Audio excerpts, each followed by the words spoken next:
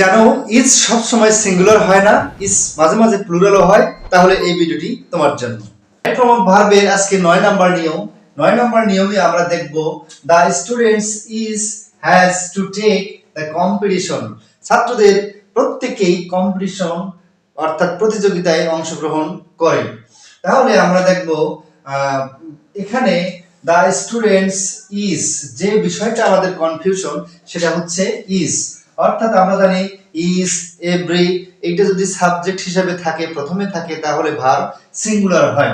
কিন্তু এখানে আমরা দেখব এই সেন্টেন্সে ভার্ব সিঙ্গুলার না হয়ে কি হবে, প্লুরাল হবে। দা স্টুডেন্টস ইজ, ছাত্রদের প্রত্যেকেই, has to take the competition, এই প্রতিযোগিতায় অংশগ্রহণ করতে হয়েছে।